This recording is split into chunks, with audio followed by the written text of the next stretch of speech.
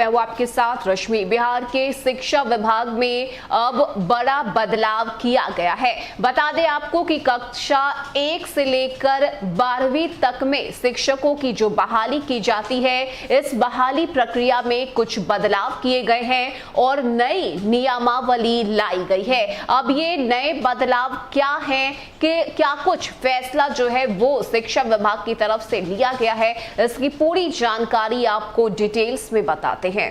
बता दें कि राज्य के स्कूलों में कक्षा 1 से लेकर 12 तक लगभग 2.25 लाख शिक्षकों की बहाली प्रक्रिया में बड़ा बदलाव किया जा रहा है। बीटेट, सीटेट और एसटीईटी के रिजल्ट पर 60% और शैक्षणिक और साथ ही प्रशिक्षण योग्यता 40% वेटेज मिलेगा। शिक्षक नियुक्ति के लिए नई नियमावली 2022 लगभग बनकर तैयार हो चुकी है। इस पर सिर्फ कैबिनेट की मोहर लगनी बाकी है। गौरतलब है कि 2020 की शिक्षा भर्ती नियमावली में टीईटी और एसटीईटी का वेटेज जो पहले 2 से 10 अंक तक मिलता था, उसे खत्म कर दिया गया था। प्रारंभिक स्कूलों में लगभग 1 लाख शिक्षकों के लिए वैकेंसी अगस्त के अंत तक आएगी। वहीं हाई स्कूलों में 75 से 80 हजार पदों के लिए रिक्तियां सितंबर या अक्टूबर में आएंगी। पिछले दिनों शिक्षा विभाग में नियुक्ति नियमावली और रिक्त मामले पर लगातार विभिन्न स्तरों पर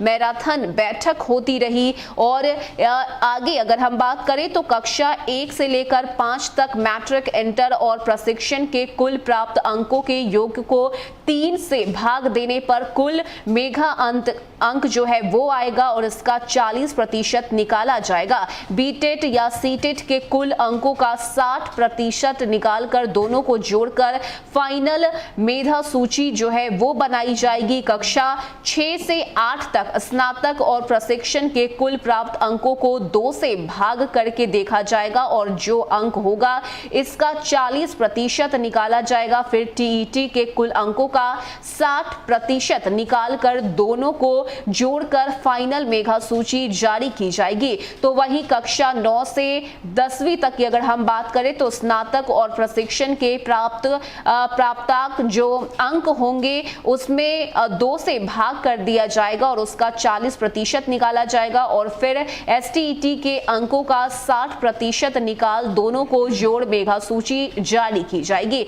इसके साथ ही कक्षा 1 से लेके 5 तक में और कक्षा 9 से 10वें तक में ये जो बदलाव है वो किए गए हैं और ये नई नियमावली 2022 जो है वो भी बनकर तैयार हो चुकी है। सिर्फ और सिर्फ कैबिनेट से मोहर लगना जो है वो बाकी है। तो बता दें कि बिहार के शिक्षा विभाग में जो है वो एक बार फिर से बहाली होने वाली है। बता दें आपको कि सितंबर या फिर अक्टूबर में ये बहाली की जो प्रक्रिया है वो होने वाली है और यही वजह है कि ये नई नियमावली के आधार पर ही इस बार बहाली किए जाने की बात शिक्षा विभाग की तरफ से की गई है और यही वजह है कि इस नियमावली को बनाकर तैयार भी कर लिया गया है।